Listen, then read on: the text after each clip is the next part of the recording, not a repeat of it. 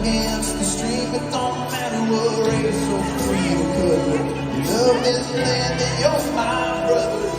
That ain't the place to know your stand. If you say you can't pray, I'll show you we can. Ain't never gonna stop believing. We were born for freedom.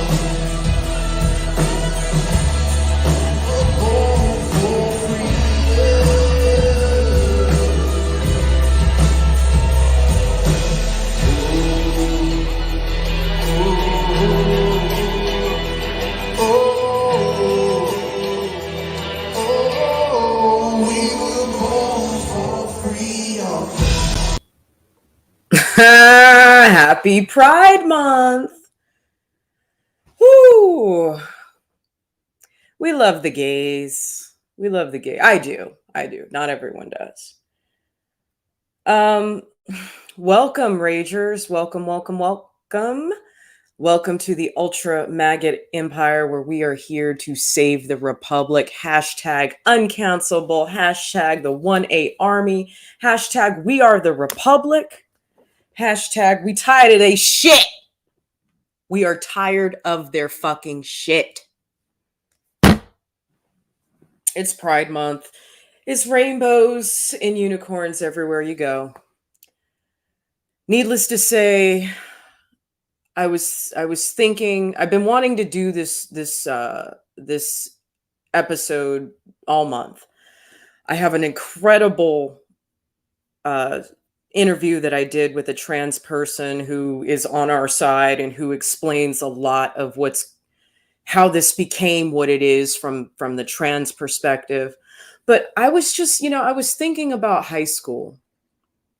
And I was thinking about how the infiltration began. I was thinking about my experience. We had a gay teacher, Mrs. Sanderson. She was a biology teacher. I had her for 10th grade biology. She was a great teacher. She was a very nice person, had a lot of personality. She really cared about the kids, I think her heart was in the right place, but I remember in high school, and for those of you who grew up in the 90s, maybe you had this at your high school, maybe you didn't. I was in a lot of clubs. Like I was in the debate club, I was in Latin club, I was in Best Buddies, which I've talked to you guys about, where I would hang out with the special needs kids, and that was an incredible experience. I was in the Christian club. I was in 12-step club on Fridays, where Danny Trejo came and talked to us, which was incredible. I went to a high school. I'm not going to dox myself and say which high school I went to, but basically in LA County on the west side.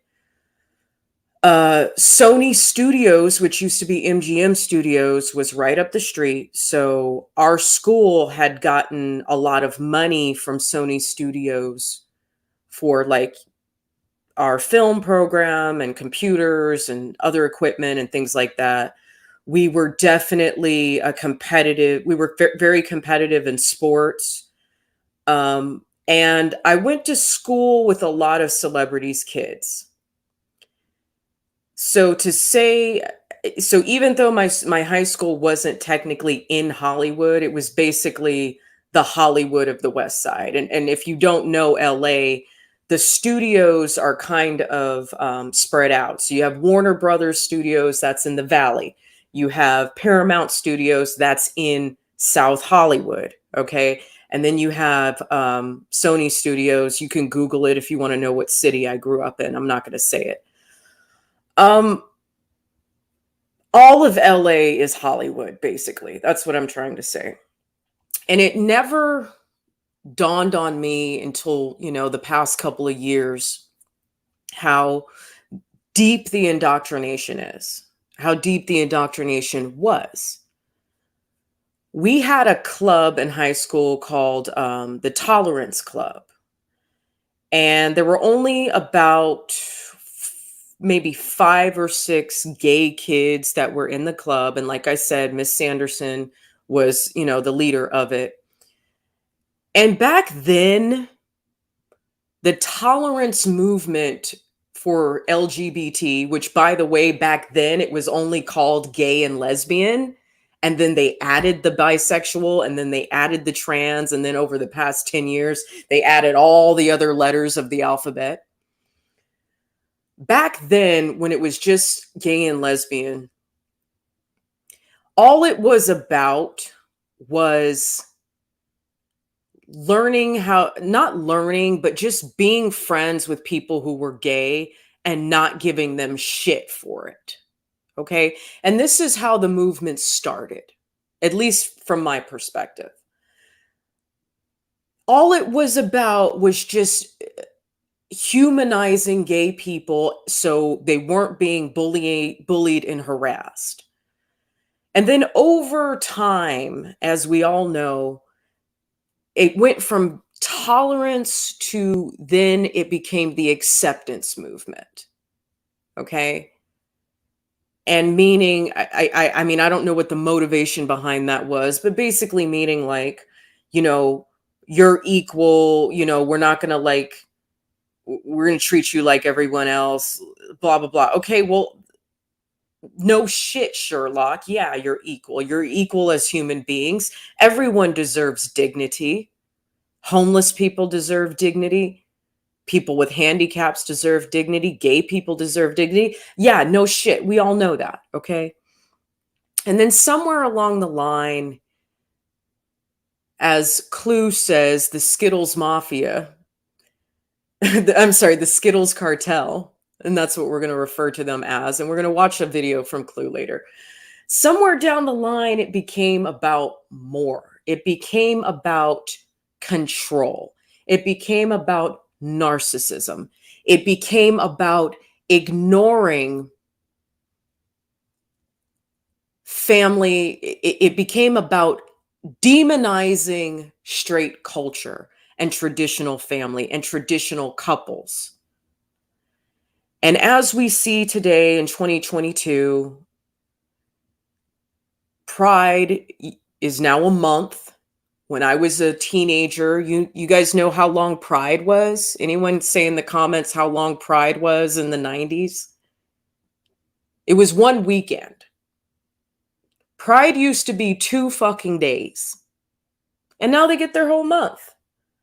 And and when I was a kid, none of the corporations were jumping on board. But they got to get that gay green, that gay money. It's become so in your face that it's almost to the point where it's demonizing traditional heterosexual relationships. And you might be asking yourself, well, why? Why do they want this power? Why do they want this control? And the best answer that I have for you, I think was said most accurately by, let me lower this a little bit. I think it was said most accurately by young Pharaoh. Young Pharaoh has done regardless of what you think of him, he has done incredible research. And he's done so many videos, so many deep dives, created so many presentations about this. What young Pharaoh said was that the gay community wants to transform culture anywhere they can take foothold in it. They want to transform culture back to ancient Rome and ancient Greece. And if you know anything about history, I'm not going to say this right now because I'm going to say some much more vulgar things later.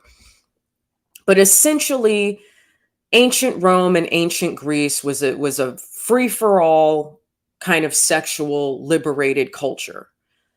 Not to mention, part of that sexually liberated culture made it normal and acceptable and celebrated to rape kids. So really, we have to make the distinction between the LGBTQ agenda which we have many conservatives on our side who are fighting against it, even though they are gay. Axe Truth, Brandon Straka, conservative aunt, Blair White, David Brokeback Leatherwood, DC Drano, all the people that I know, Hog Kitty, they're fighting against that because they understand that what gays do as adults is not for kids. Whether it be drag queen story time, whether it be having kids at the parades, having kids in the clubs, the education, the graphic education that there is right now, they understand that what they do as adults is not for children. So I wanted to, being that it's the 2-year anniversary of Red Pill Rage, thank you. I wanted to remind you guys of a document that's out there that everyone should have read. Everyone should know about this document. This document is called the Homosexual Manifesto, and it was written in 1987 by a man named Michael Swift. Now, I have brought this to the attention of the Skittles cartel activists, and most of them don't know about this document, number one. And number two, the ones who do know about this document, the consensus and the defense of this document is that it is satire. Satire. They call it satire. Well, if you know anything about Jenny, you know that I'm a person who cares less about what you say and more about what you do. I care less about the intentions and I care more about the results. One of the reasons I'm single, I meet guys time to time, and they all, I try to ask the right questions. I try to, assess what their emotional availability is.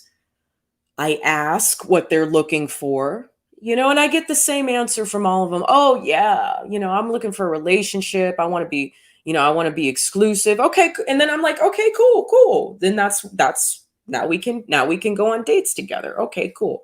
So the intention is to have a relationship, but in execution, they act like fuckboys. In execution, they are not willing to do what it takes to court me. They say all the right things, but the actions are always the opposite. And and trust me, I'm doing my shadow work and I'm trying really hard to figure out why I attract this and why this is so prevalent in my life. But that's a whole nother story. But the point that I'm saying is that Ginny doesn't give a fuck about your words. Ginny gives a fuck about your actions. Ginny doesn't care what your intentions are. Ginny cares what your execution is. And I want to read this to you. Let me go ahead and get it up on the screen. I want to read this to you because I want us to assess together what the Skittles Mafia has done to this country and what it has attempted to do in other cultures around the world. I want us to look at this together and let's talk about the difference between the intention of it being a satirical document versus what has transpired over the past 30 years in America. All right, here we go. By Michael Swift, who wrote for a publication called The Gay Revolutionary, reprinted from the Congressional Record of the United States Congress, first printed in the Gay Community News, February 15th, February 15th through 21st, that was the edition, 1987. We shall sodomize your sons. Okay, right there. Right there. Here, let me make myself bigger because I look beautiful today. My makeup looks good, doesn't it? Yes. Thank you. Thank you. Thank you. We shall sodomize your sons. Okay. Hello. Is that even if we were to say that that is just simply being a symbolic sodomy, right? Have we not seen the emasculation of men and boys over the past 30 years? Have we not seen that? Is that not where toxic masculinity and the concept of toxic masculinity has basically castrated men from being men? I mean, that's just the first couple of words. We shall sodomize your sons, emblems of your feeble masculinity, of your shallow dreams and vulgar lies. We shall seduce them in your schools, in your dormitories, in your gymnasiums, in your locker rooms, in your sports arenas, in your seminaries, in your youth groups, in your movie theater bathrooms, in your army bunkhouses, in your truck stops, in your all-male clubs, in your houses of Congress, wherever men are with men together. Your sons shall become minions and do our bidding. Okay, why do you think they are trying so hard to create, this is the demoralization of America, to create the rebellion amongst children using every diversity category, every intersectional category that they can? Because when you can create a generation that does not respect authority, does not respect the law, and does not respect their parents, you've got an entire army at your disposal. This is historical, people. They will be recast in our image. They will come to crave and adore us. Does that not sound like the division of the family right there? Women, this part's good. Women, you cry for freedom. You say you are no longer satisfied with men. They make you unhappy. We, connoisseurs of the masculine face, the masculine physique, shall take your men from you then. Have we not been saying? All you got to do, okay, tempted, all you got to do is type in the Homosexual Manifesto by Michael Swift. Okay? Have we not been saying that feminism is not, and nor has it ever been, about equality? It has been about dividing the home, and it has been about driving a wedge between men and women based on the beautiful biological differences that God has given us, so that women can become so undesirable either through their physical appearance or through their attitude or through their trauma or through their fucking behavior that we will drive men to be gay. I've been saying it for years. We shall take your men from you then. We will amuse them. We will instruct them. We will embrace them when they weep. Women, you say you wish to live with each other instead of with men. What do you think this girl power shit is about? Maybe not living with each other, but certainly working against men instead of working with men. That's what girl power is about. Okay. Go then go and be with each other. We shall give your men pleasures they have never known, because we are foremost men too, and only one man knows how to truly please another man. Only one man can understand the depth and feeling, the mind and body of another man. You think that's juicy? It's about to get real juicy. And I don't mean that in a sexual way. All laws banning homosexual activity will be revoked. Instead, legislation shall be passed which engenders love between men. Did that not happen under Barack Obama? I mean, somebody correct me if I'm wrong. Did that not happen? Again, Jenny doesn't care about the words. Jenny cares about the actions. All homosexuals must stand together as brothers. We must be united artistically, philosophically, socially, politically, and financially. We will triumph only when we present a common face to the vicious heterosexual enemy. Excuse me. If you dare to cry faggot, fairy, queer at us, we will stab you in your cowardly hearts and defile your dead, puny bodies. We shall write poems of love between men. Hello, Little Nas X? You think? We shall stage plays in which man openly caresses man. Brokeback Mountain.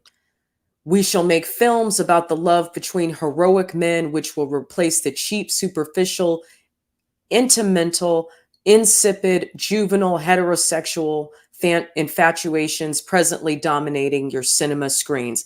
Hello, Buzz Lightyear. We shall sculpt statues of beautiful young men, of bold athletes, which will be placed in your parks, your squares, your plazas. The museums of the world will be filled only with paintings of graceful, naked lads.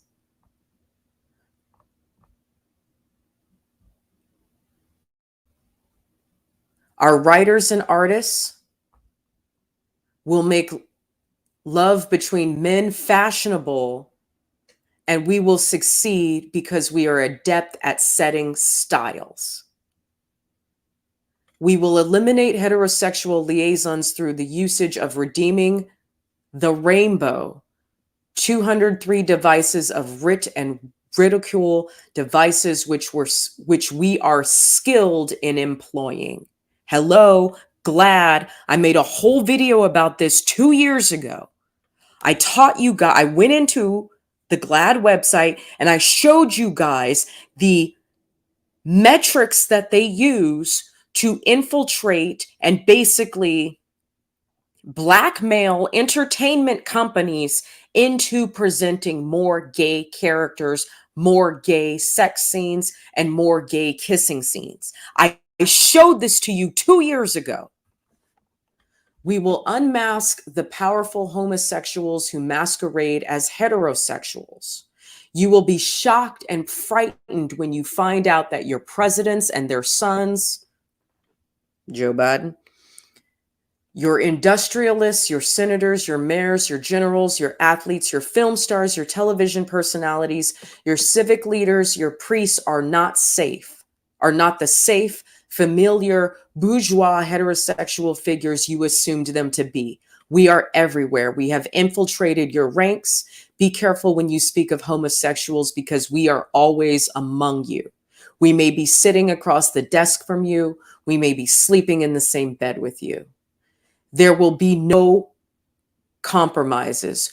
We are not middle-class weaklings. Highly intelligent, we are the natural aristocrats of the human race. Oh, like that?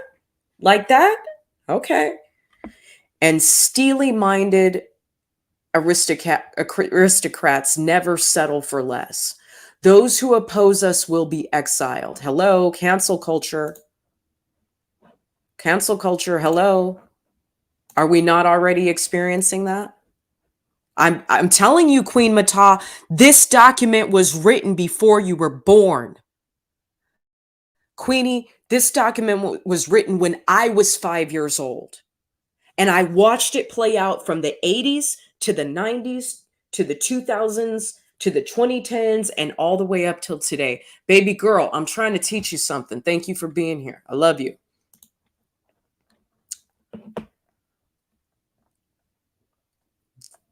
We shall rise vast private armies as Mishma did to defeat you. And again, when I made that video, I talked about who Mishma was. Mishima. Mishima was this Japanese gay poet who was into some weird shit. Okay. So that's who they're referring to. If you need to Google Mishima, it's Mishima. We will raise vast private armies as Mishima did to defeat you. We shall conquer the world because warriors inspired by and banded together by homosexual love and honor are invincible, as were the ancient Greek soldiers. What did young Pharaoh say? What did he say? Guys, what did young Pharaoh tell us? What did I say in the beginning of this video? The goal here is to create a society of plebeians and patricians and to create a sexually boundless, limitless culture where raping kids, marrying children is legal. The family unit spawning ground of lies, betrayals, mediocrity, hypocrisy, and violence will be abolished. The family unit, which only dampens imagination and curbs free will, must be eliminated. Okay. Is it not a coincidence that the leaders of BLM are all gay women who are probably working for gay men that we don't know about? Is it not a coincidence that communism and the abolishing of the family unit kind of go hand in hand? Do you guys see all the connections? Do you see all the intersectionalities here of the LGBT agenda, the BLM agenda, or as I call it, the Black supremacy agenda, textbook fucking Marxism, and the New World Order or the cabal or whatever the fuck you want to call it? I call it the communist takeover. I call it Armageddon. You guys can call it whatever you want. Do you not see how many layers to this shit there is? Perfect boys will be conceived and grown in the genetic laboratory. Now, that leads me to thinking about something that I read about a couple of months ago. So you know how like the whole, trans activists are all like, oh yes, men can get pregnant too. Men can have periods. Well, obviously we know that that's not true. Okay. But what does concern me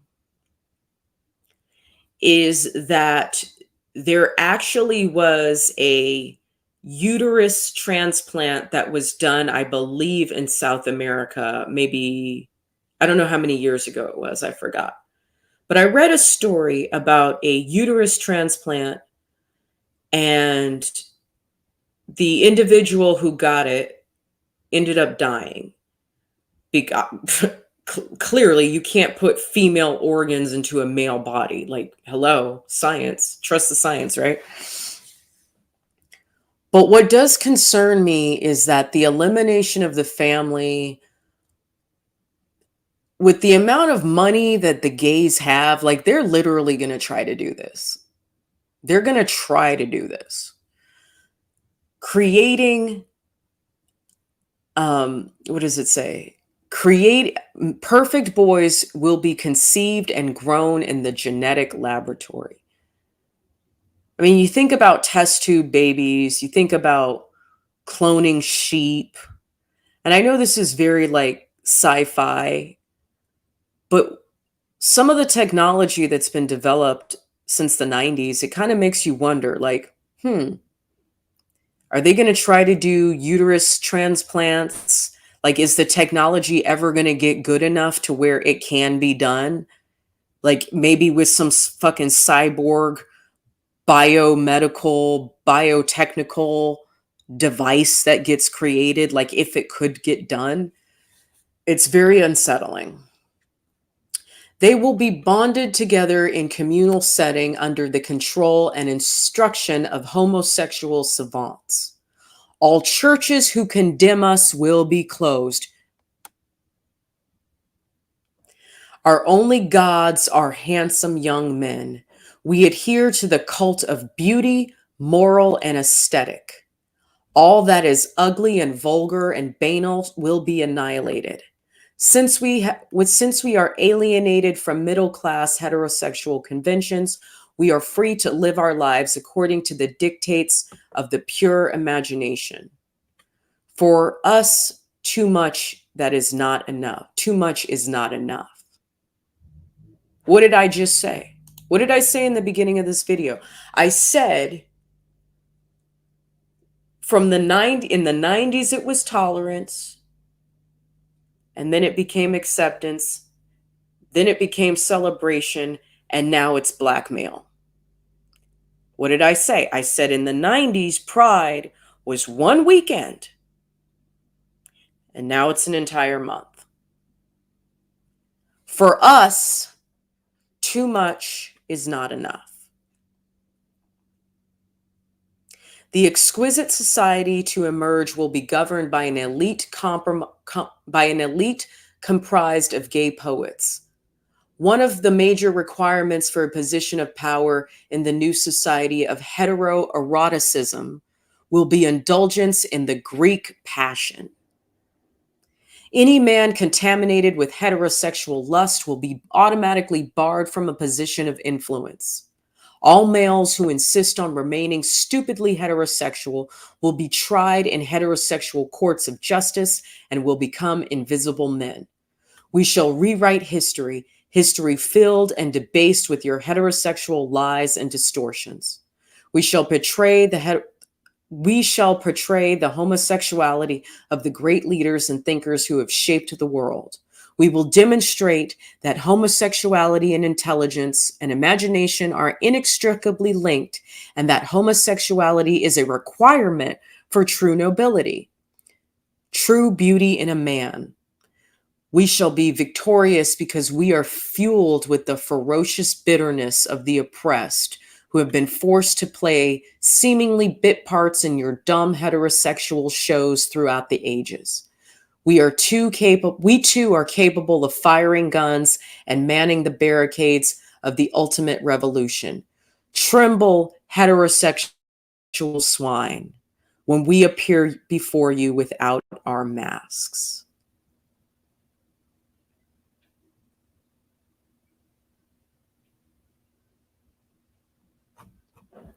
Okay. I told you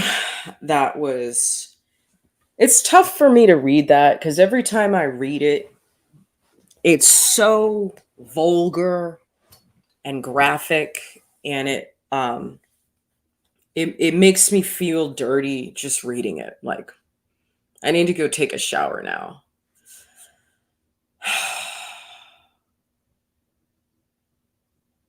Hey, Zach, of course you can share this video. I appreciate that. Speaking of sharing videos, before I get to that, again, you guys say it for me. I don't give a fuck about your words. I give a fuck about your actions. I don't care about the intention. I care about the execution. If there's one thing I want you guys to know about me and who I am in my personal life, I need you to understand that. There's a reason I'm an asshole. Yes, I have been hurt by so many people. My family, jobs that I've had, bosses that I've trusted, men that I've trusted, friends that I've trusted. Everything bad that's ever happened to me, 9 times out of 10 hasn't been because of something I did. It's been because of something someone else did. I am learning, and I still fail at this. Don't get me wrong. I still fail at this from time to time. It's not about what you say, it's about what you do. All the I'm sorries and all the I love yous and all the it's gonna get better and I'll change, all of that means nothing to me. Who are you on a daily basis and how do you act on a daily basis? What are the decisions you make on a daily basis? What are the decisions you make when life is fucking hard? Do you still have integrity? Do you still do the right thing? Do you still make sure I'm safe? Do you still make sure I'm okay?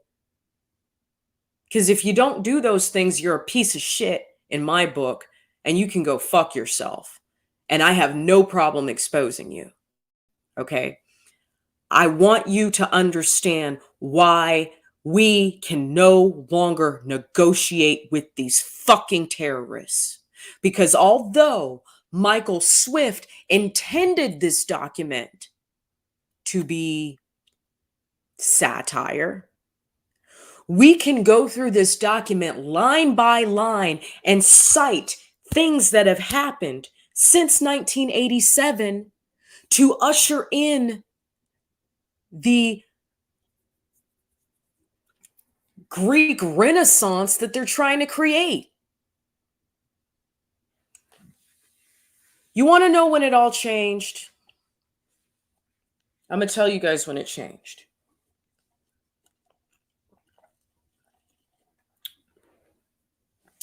It changed. I believe the year was either 1994 or 1996, and I remember this like it was yesterday. There was a young man named Matthew Shepard who was gay, and he got the shit beaten out of him, and he died. He was attacked by people who didn't like gay people, and he died.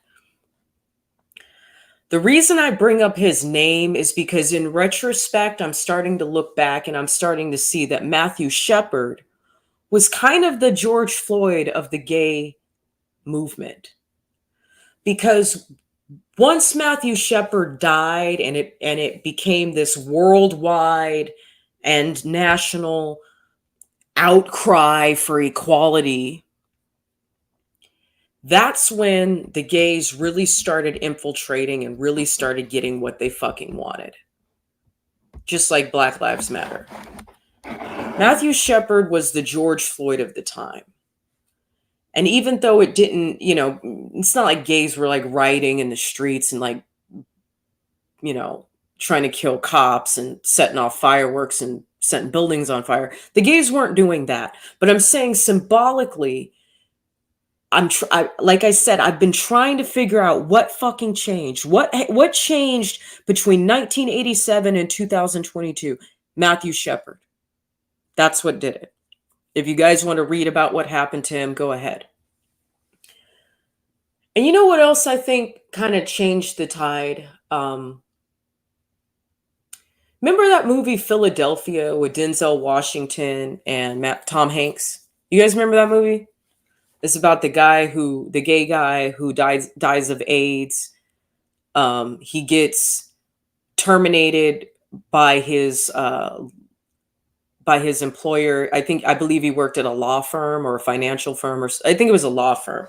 He gets terminated by his law firm, and then he sues them, and he wins, and then he dies. That movie Philadelphia really made an impact on American culture. It really, really did. And even looking back on it, I'm like, man, that woke son of a bitch, Bruce Springsteen, he even did the soundtrack for it. That motherfucker. It's like they're all working together. It's like there's layers of this shit. I'm telling you, there's layers, right? Between Matthew Shepard and Philadelphia, I think that's when the blackmail started.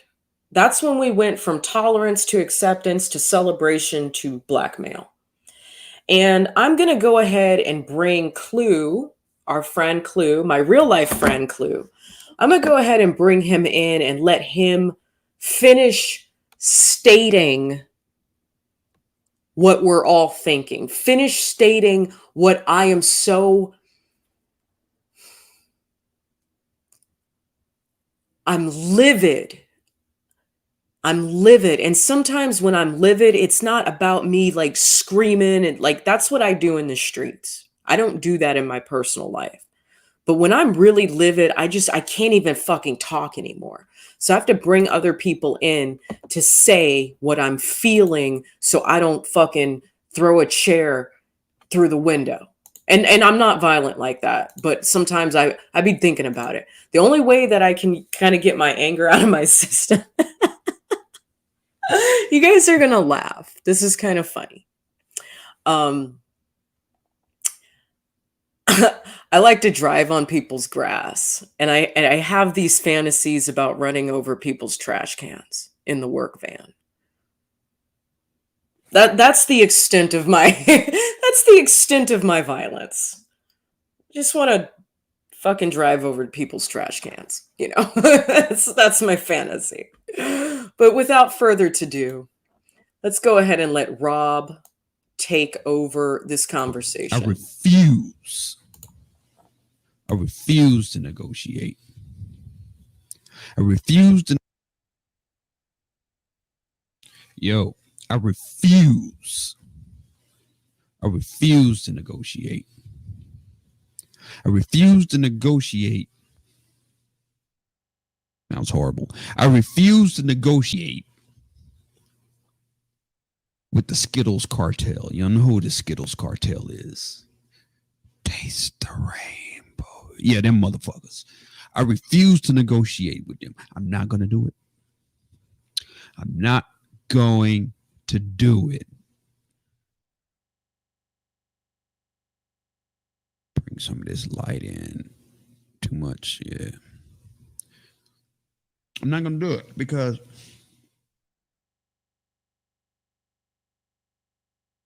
there's been too much negotiation this far. It's been too much already. That's why this country is in the shape that it's in. All right. That's why the school system is the way that it is.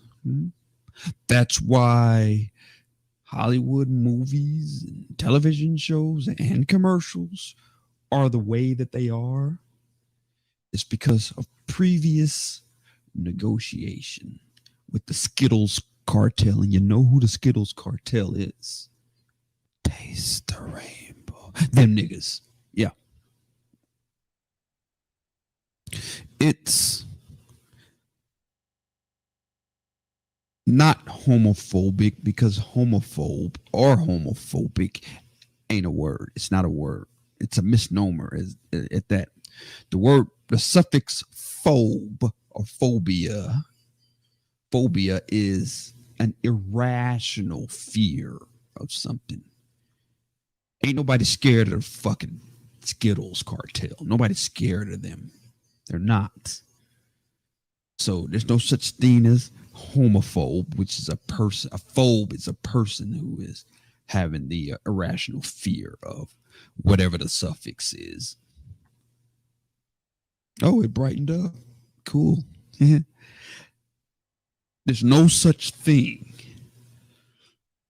as homophobia. Okay, we need to stop embracing their language. When you embrace their language, the language of that side, you acknowledge that they conquered you or they won. So stop using their language. Xenophobe is actually a real thing. But homophobe, transphobe, all that bullshit doesn't exist because those aren't even freaking words. They're not words. So let's knock it off with the bullshit, all right? Okay. Here's why I'm not negotiating with the Skittles cartel. Let's bring it back. Let me paint a picture for you guys, okay? guns and smoke. Guns and smoke. Gun smoke. Guns versus smoke. Shooters versus smokers. Let me paint something for you. You have two groups, the NRA, the National Rifle Association, and then you have the group of people who like to smoke cigars and cigarettes. Two different groups, right? Two different groups. One of them negotiated with the detractors and the other one didn't. All right, the one that didn't, the NRA did not negotiate. When detractors said that they want them to do a certain thing, the NRA said, fuck that, we love our guns, move on. And that's why the NRA is still doing what they do. But the smokers negotiated. How did they negotiate? Well, first round, the detractor said, okay, guys, I know you like your cigarettes, but in this restaurant here, how about we carve out a section of the restaurant? It's gonna be nice and ventilated, and you guys can smoke in there, so that the other people in the restaurant won't catch secondhand smoke. We're gonna put you guys over here. We're gonna turn the fan in reverse, suck out, ventilation, suck out all the air, and put you guys there. How about that? What did the smokers do? They said, sounds like a good idea. I'm okay with that. Good. And then the detractors came back. Okay, guys. I hate to bother you guys, but you've been smoking in this section, this well-ventilated section of the restaurant. We need you to kind of do something else. We need you, instead of smoking in the restaurant, how about you guys, take it outside, right in front of the restaurant. You can still see your friends, still see your family, have your little smoke, come back in, kick it with the rest of us in the restaurant. How about that? Smoker said, because they negotiate, Smoker said, I think that's a good idea. Yeah, we'll do that.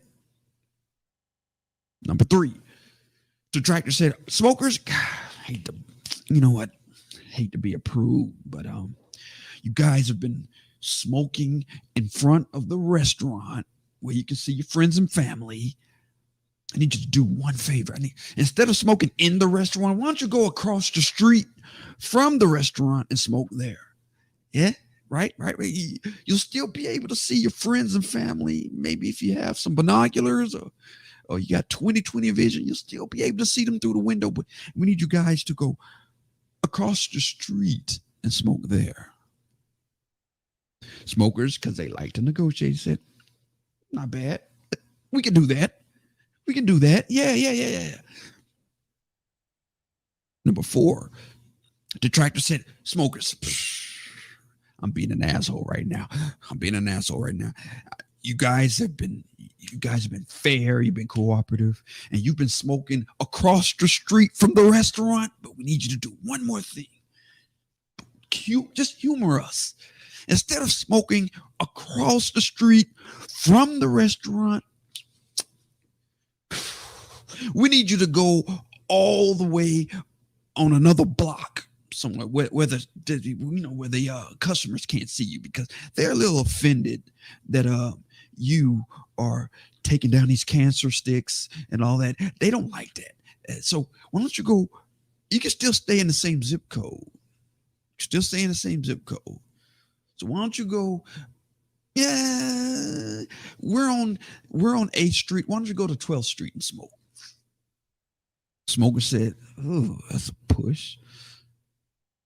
All right. Okay, we could do that. They negotiated. Number 5, the detractor said, "Smokers, we love you guys. You salt of the earth.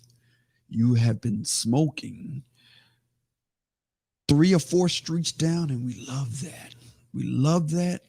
You've been cooperative. We love you guys. However, the entire city wants to ban smoking. So if you want to smoke, You have to take a road trip over to the next city, maybe the next county, the next town, and you can light up there. That's what happened to the smokers. See, when the smokers were presented with the opportunity to, when they, at the beginning, when they were presented with the opportunity to smoke in a carved out section of the restaurant, that should have been the end of it. It's fair, okay? Guys in the rest of the restaurant will not catch the secondhand smoke. Everybody's happy. But once the detractor said, go outside and smoke, that's when the smoker said, fuck that. I ain't going anywhere. I pay, my money is green just like the non-smokers are. We're going to stay in the smoking section of the restaurant. Light up. If you don't like it, none of us will patronize your restaurant, your establishment. That's what the fuck should have happened. That's what should have happened. But they negotiated. Now, what does this have to do with the Skittles community, the Skittles cartel? Negotiations started. I don't know when it started, but for me, I started seeing the negotiation, or noticing the negotiation when I started noticing the negotiation when your boy President Obama got in office. Yeah. And his Supreme Court legalized gay marriage. That was a negotiation. The gays said, hey, just let us get married. Just like straight people get married. That's it. That's it. But turns out that wasn't it. Hi, Jessica. Welcome to Red Pill Rage. Happy you're here, Jessica. Thank you for your feedback. Appreciate that. So I don't know when you just came into the chat, but just an FYI, my boy Clue right here, he just disintegrated your argument about being homophobic. He said it's a misnomer, and I agree with him. Using religion, nobody said anything about religion. As a matter of fact, it was Michael Swift who said that their gods would be beautiful young men. Okay, so if you want to talk about religion, we have to talk about the Michael Swift religion or whatever he was talking about. Maybe you need to go back to the beginning of this video and listen from the beginning. I love that you called me homophobic, considering that I pull beautiful women, and I always have my whole life. I am bisexual, by the way, just so you know. Yeah, so I've done my thing. Okay, just so you know. But if you want to call me a homophobic, nice try. I would love for you to find any of my ex-girlfriends or any girl that I've ever been with and tell them that I'm homophobic. I would really be interested to know what their response would be, considering how good I am at what I do. All right. Lastly, Jessica, you have no time for bigots. Nobody's being a bigot. Okay. Nobody's being a bigot. I think what you need to understand is that I am showing in this video a timeline of how gay and lesbian activism has transformed over the past 3 decades. And if you go back to the beginning of the video, you will understand it because I have the receipts. But thank you for your input. And let's go ahead and listen to the rest of what Rob has to say. And if you listen really closely, you might learn something. Turns out after they got married, they want some more shit. As if, as any of these cults that are funded by the Democratic Party. It's called progressive for a reason. It's always moving. They always want more. All right. They always want more. $15 minimum wage, if you're given that. Jessica, I am not proud to be a part of any fucking community. I'm not a part of any community. I'm a human being who has a freaky imagination, and I love people and I love intimacy. That's what I am. I'm not a part of any fucking community because that community hasn't done a fucking thing for me. And more importantly, my personal life has not affected anything else in my public life. So I don't need to, I don't need anyone advocating for me based on who I sleep with or the color of my skin or what I have between my legs. I don't need any fucking community. I'm a lone fucking wolf, bitch. Understand that. Nobody does anything for me. Never has and probably never will. So get that straight. I don't have to be proud of what I do in an intimate setting with an intimate partner. That's not anything to be proud of. That's just human nature and pleasure that you do on the side, but it does not affect, doesn't pay my bills, doesn't keep a roof over my head, doesn't keep me safe in the streets, doesn't keep me safe anywhere. You guys are very, very, what's the word I'm looking for? You're delusional. You're delusional. You lack character. You lack vision for your life. You lack purpose in your life. And so you attach yourself to a group because you think that group is going to give you purpose and meaning in your life. I don't need a group to give me purpose and meaning in my life. I've always had purpose and meaning. I always will have purpose and meaning. Self-hatred. I love women. Women are beautiful. I love it. There's no self-hatred, honey. Nice try slinging those tired, exhaustive talking points at me, but you're not going to win. And if you want to come on my show and debate me, I would love to have you on. I would love to have you on. Nice try, though. Really, really good shot. But I suggest you keep swinging. There's clearly an agenda. I thought she was leaving. Yeah, I thought you were leaving, Jessica. We don't need any validation. Exactly. I don't need any validation from anyone. I live my own life. I do what I want. I don't do what I don't want to do. I have my healing. I've made a lot of mistakes, but I'm pushing through it and trying to be a better person and trying to teach others to be a better person. What are you doing besides making accusations on fucking Twitter or wherever the fuck you are? YouTube. I don't know what platform you're coming from. Labels lead to tyranny. Yes, Queen Mata. And oppression of those who are not under the stronger groups of protection. Facts. We don't want somebody like you in our community anyway. Where? Oh, you don't accept me. Yeah, bitch. Well, I'll tell you what. If you saw me at the club, you would definitely want me in your community. Trust me. I pull very beautiful women. I always have, and I always will. Now, I don't live that lifestyle anymore, but,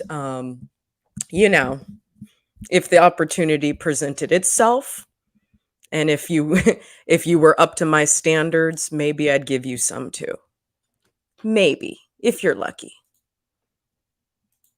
They're going to be like, well, these niggas can give me a $15 minimum wage. Can they give me a $20 minimum wage? Well, these niggas gave me a $20 minimum wage. Can we go for 25? Can we go for 35? What about 40? It doesn't stop. That's the word progressive. Always, well, they call it progress. I don't. I call it regress. But bear with me. Progressive, always moving. You give us something, we're going to want more. You give us that, we're going to want more. You give us that, we're going to want more. And with the Skittles cartel, what they did is They said, okay, we have the right to marry. We're not being persecuted because we like taking dick. None of those things are happening, but we want more. We're the Skittles cartel. We want more. It's not good enough that you are tolerant. See, that was the first decree. Please be tolerant of our love of dick. Please just be tolerant. Tolerance not enough. Tolerance not enough. The new decree is not only do you have to tolerate, but you have to embrace and promote what we do. So real quick, if we could go back to the homosexual manifesto to confirm what Clue says, and I'm not sure if he's ever read this, but Michael Swift says, since we are alienated from the middle-class heterosexual conventions, we are free to live our lives according to the dictates of pure imagination. For us, too much is not enough. Let me repeat that for, as Axe says, for those of you in the cheap seats. For us, too much is not enough. Even if you're straight. See what happens when you negotiate? The new decree is not only am I, this is the Skittles cartel, it's not me, Skittles cartel speaking, not only do I take dick, but you must take dick as well. Your kids must learn how to take dick. Your sons must learn the benefits while they're in kindergarten of dick taking. Because you negotiated. You didn't do what the National Rifle Association did and say, fuck that in the beginning, nipped it in the bud and moved on. You didn't do that. You didn't do that. You negotiated with terrorists. That's what they are. They're terrorists. Oh, Rob, how can you say they're terrorists? They don't kill people. Oh, they don't? But Matthew Shepard. But Matthew Shepard, right? But Matthew Shepard. What about Matthew Shepard? What about George Floyd? What about Matthew Shepard, right? Okay. What does this manifesto say again? Okay. Let's see.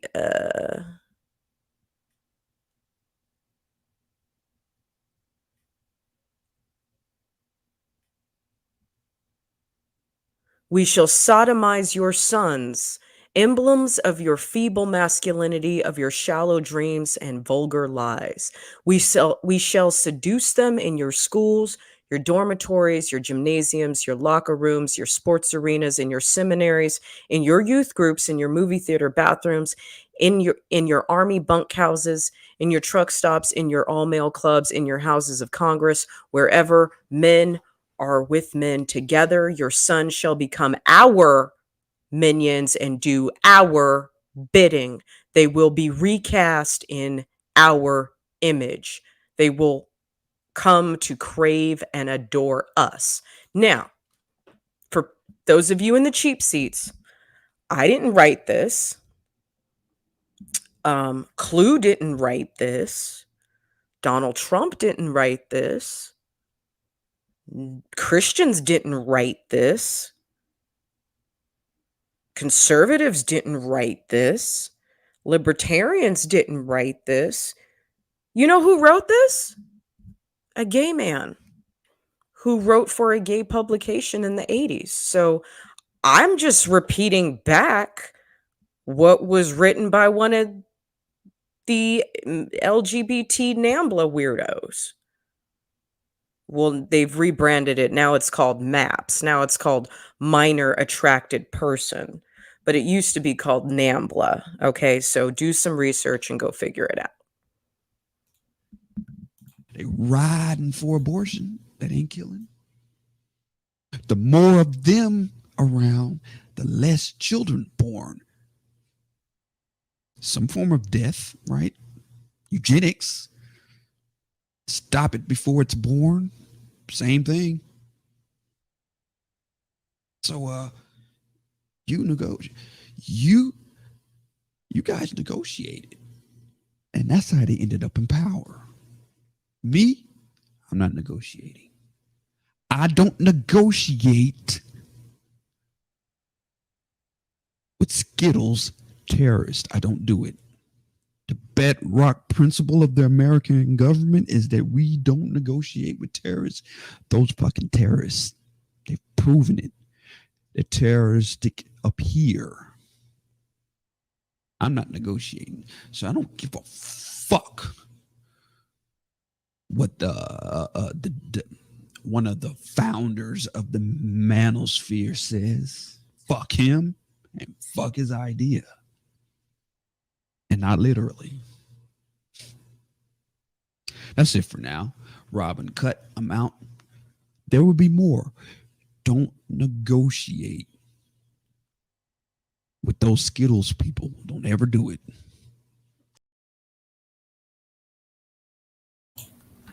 It's time to get serious.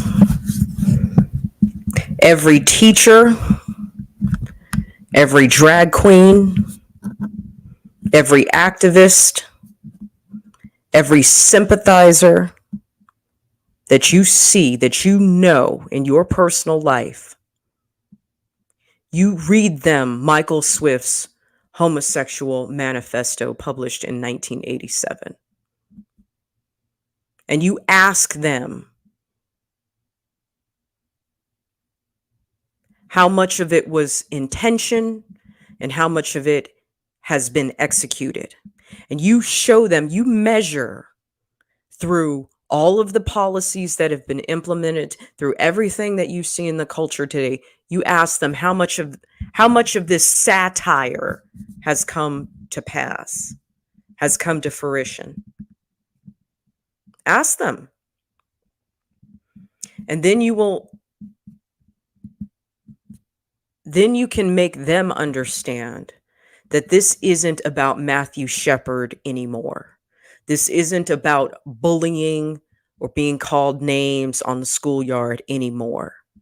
There has always been an agenda, and they are so close to completing it.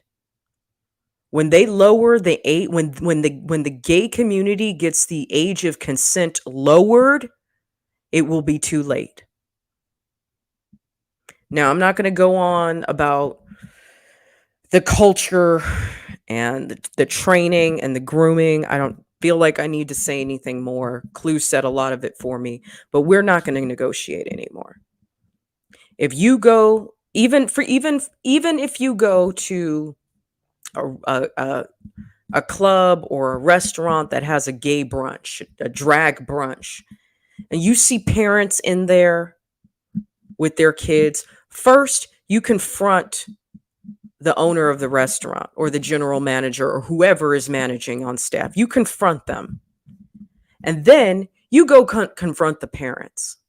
And if you get booed out of that place, if people get mad at you and they start screaming at you, that is the price you pay to save this republic. Okay? You see parents bringing kids to some gay shit, you step up and you say something. You see entertainers dancing in front of children anytime this month or ever, you step up and you fucking say something. We are not negotiating with the Skittles cartel any fucking more. We are the Republic. We will save the Republic. This is the 1A Army, and you have every right to say what you want to say, just like they do. And it's going to cost you. Your silence is consent. Like Clue said, we lowered our standards. Christians lowered their standards. Christians, which are supposed to be the bedrock of America, right? The Christians lowered their standards. So you know what? Get the fuck out of the way and let the rest of us fight this battle. This isn't about salvation. This isn't about Jesus. That all of that's irrelevant. I will get arm in arm with the gay conservatives that I know, because they are the only ones who want to step up and say anything about it. And they are in a position to step up and say something about it. Now, thank you all for being here. Make sure you are following me on the gram at Red Pill Jenny. That is my personal page. Twitter at Rage Red Pill. TikTok, I am at Not Red Pill Rage. On Truth Social, Gab, and Rumble, I am Red Pill Rage. And do not forget that at the end of this month, I will no longer be live streaming here on YouTube. I am done. I am moving on. I am spreading my wings as far and wide as I can spread them, because YouTube is an abusive partner that I have been in a relationship with for 2 years, as it has been abusive to many conservatives.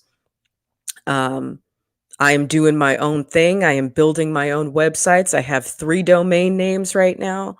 My first website, which is currently up, is Red Pill Reading Club. You can see it scrolling across the bottom.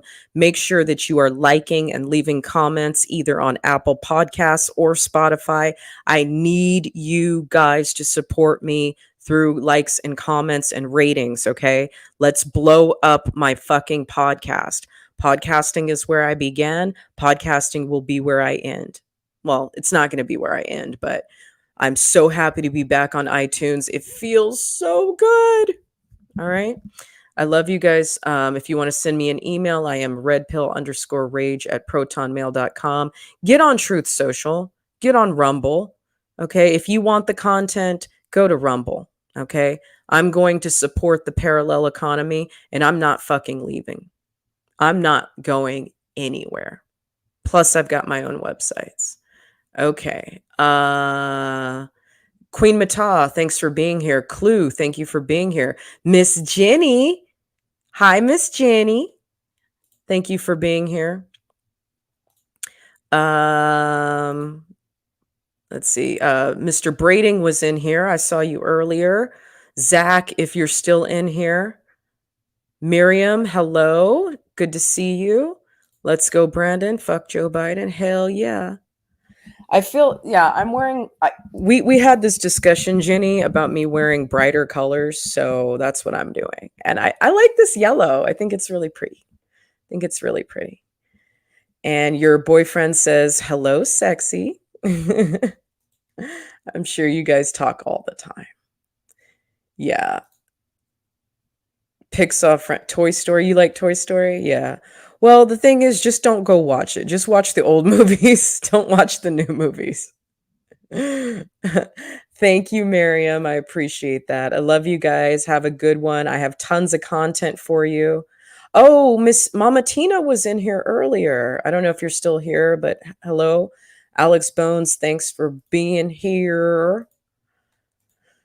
Bright colors suit me. Thank you. Thank you. This isn't a top. This is a dress, honey. I pull it down like, yes. Okay. Yeah, make sure, and honestly, even if you don't support me on social media, that's totally fine. At least support me on Spotify or iTunes, because again, podcasting is where I started. I have a feeling by the time all of this is over, I'm going to have learned ham radio, and my voice will be aired no matter what happens. If everything goes down, you're still going to hear my voice. All right, y'all. Thank you, Davi. Y'all have a good afternoon. And there is a really, really, really good show coming out in about 30 minutes. Make sure you guys come back for that. It's not a live stream. I have a video where I was able to get an exclusive interview with someone who works in the oil and gas industry. And he really, really, really breaks down the whole gas prices thing. And I am giving you guys this education so you understand how to talk to people about why petroleum has gone up exponentially and why people can't afford to even get to work anymore. Really, really good. Check it out. 30 minutes. Come back. Make sure your notifications are turned on. Leave comments on iTunes and Spotify. Have a good one.